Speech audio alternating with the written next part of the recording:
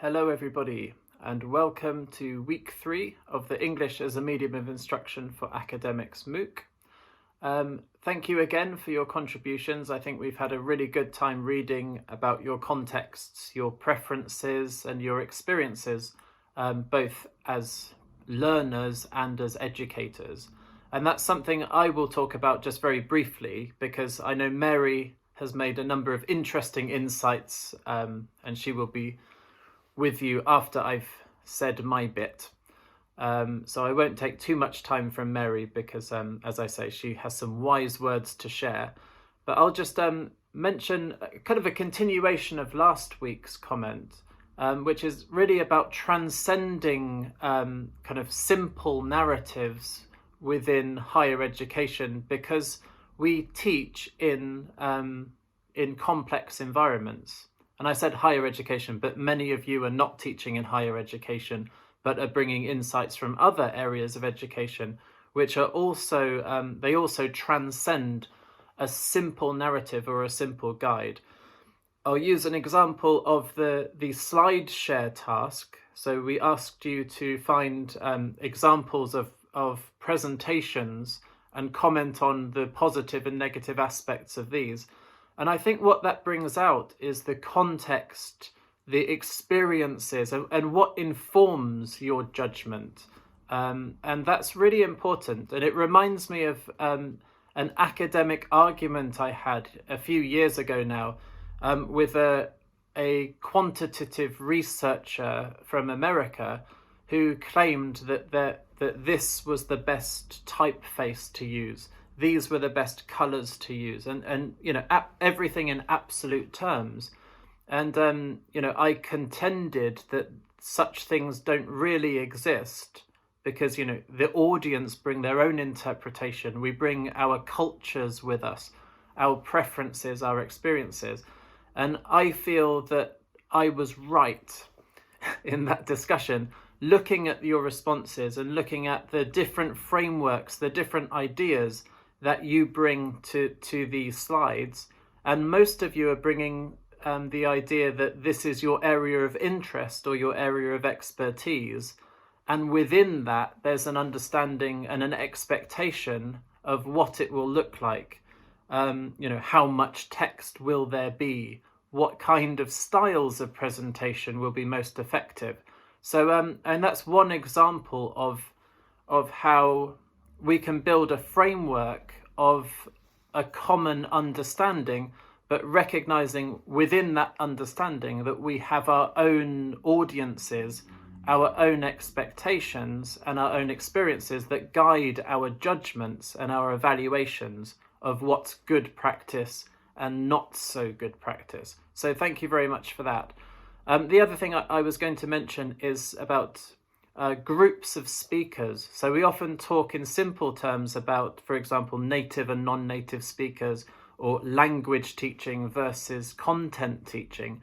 And I think lots of the discussions have brought out that a lot of, again, the complexity of education transcends this, because native speakers and non-native speakers will both have to communicate effectively to the audience, which in most of our cases involves a group of students who know much less than we do about our subject.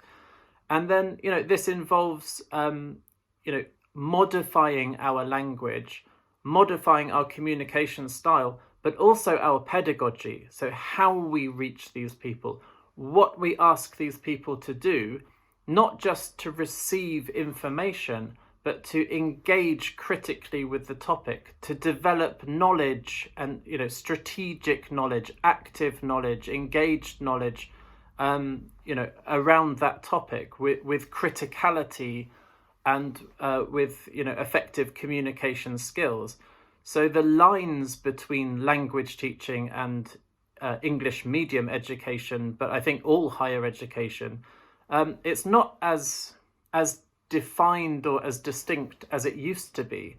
And I think the discussions that we're having, you know, we're getting lots of crossover and interesting discussion between these areas, which is very encouraging to see. And I'd encourage you to continue and encourage you to go back and, you know, with because you probably looked, commented, and perhaps haven't engaged in the full discussion reading everyone else's comments. But I would encourage you, if you have time, to go back and think about that. And yes, the other suggestion I had, which I thought I'd share with some people, was just about interactive handouts as an idea. Lots of you have some very interesting tips in the final stages of this week about how you might adapt your materials or your teaching style to the audience. And I just mentioned the idea of interactive handouts, which give a very clear and very simple idea of the key knowledge or content of that class, but then have open spaces for tasks and engagement activities where students can come together and use that knowledge, or perhaps apply that knowledge with other things that you're mentioning in the lecture or seminar. And I think it's a way of focusing students' attention. And what we're seeing now online, if you're teaching online, is a lot of opportunity to do that using online tools. But I don't think we should forget that these tools are available often with a piece of paper or an A4 document that they can look at on a tablet or laptop. So yes, that's all I'll say for now, because I did say I will allow Mary her share. So thank you very much again, and I look forward to seeing all your comments as we go forward. But remember, you can go forward, you can also go backwards, because the key part of this course is also what you're bringing to it, which is really valuable for us, and I hope for you as well. We produce these small little videos and little, not so little essays from me, but we really appreciate you going back, commenting, and coming to an agreed understanding with other colleagues from around the world about good practice. So thank you very much, and I will see you next week. Over to Mary. Good morning, everybody. I hope you're all well, and welcome to my part of our feedback for you at the end of week 3. Once again, very, very many thanks for your participation and your engagement.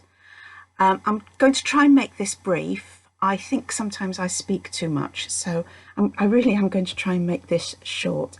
But if I do speak too much sometimes, it's only because of my passion for the subject and my enthusiasm and my commitment to helping people to engage on their journeys in English as a medium of instruction, or English as a medium of education, as Rob and I prefer to call it nowadays. Anyway, at the end of week 2, Daniel, in the reflection, mentioned that English is a minefield. And I think this is something to bear in mind when we are trying to become that EMI practitioner.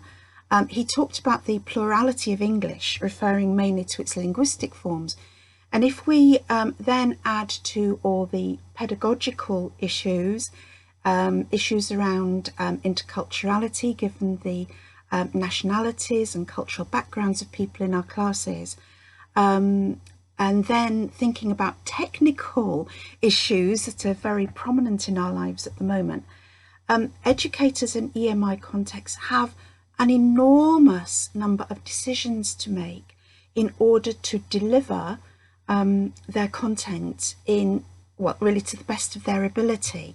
So all we can do really is to explore to the very best of our abilities all the different possibilities, all the different ways that these issues can come together, and through our experience, through taking risks, make decisions, informed decisions as to how we are going to deliver our courses.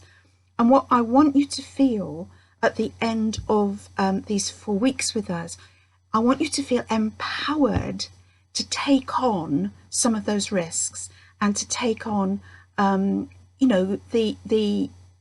weight of making some of these decisions through engaging with your students, through taking on board all the various possibilities that surround you, and then making your decisions, delivering your course content, and then because you are reflective practitioners, you keep a note, because I think that's better than trying to remember everything. Keep a note, journal if you can, what choices you've made, and then what different choices you might take you might take in the future. So it's what worked well, what you might change, what you could work on in the future. All right. One very good idea came from Veronica, who uses student assistants to help her managing large groups. Now, I wasn't quite clear who these student assistants are, whether they actually come from the student cohort, but it made me think that maybe there are PhD students or trainee teachers that you might be able to engage in the managing of a large class. People who are exploring either the world of EMI or exploring teaching in general, who might come in to help you manage your large classes because they want the experience too. So can we think widely of people who might be able to lend you a hand one way or another in managing these very large classes? And then we come to the question of what is a large class? For some people, it's 30, 35. For other people, 30, 35 is a small group. So anyway, I think when we're talking about large classes, I tend to think of coming up to around 100 or so.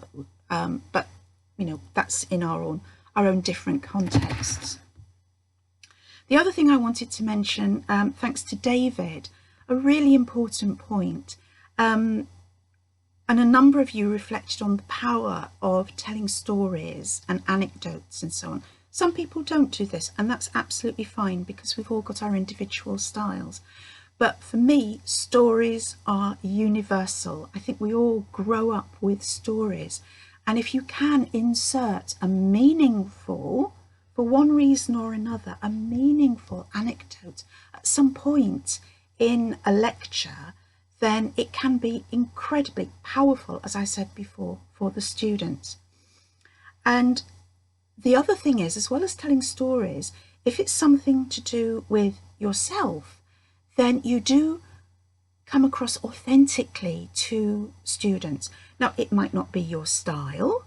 Not everybody wants to reveal things about themselves in the classroom scenario, but a lot of people do. And I do feel that students like to see their lecturer, their teacher, the EMI practitioner as a real person. So telling stories and revealing something about either your past, your character, it does help, to come across authentically.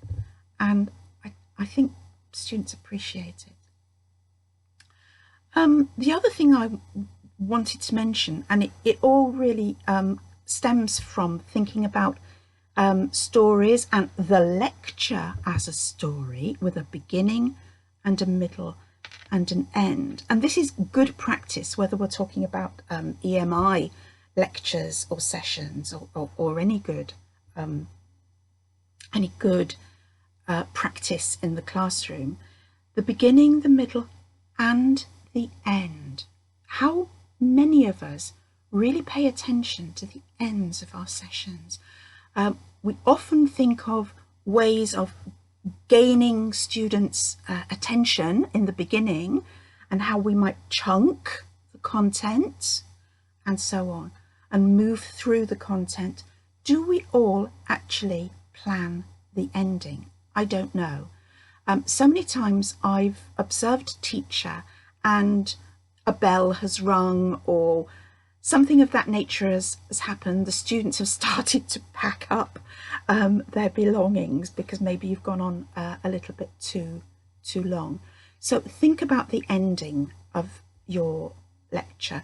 Try and make it memorable for the students, which now makes me think that I haven't thought of anything memorable with which to end my little parts of the feedback this week.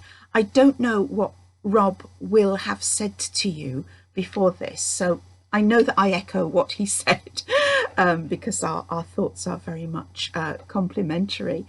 But anyway, I'm sending you my very, very best wishes for the week ahead. Have a good week.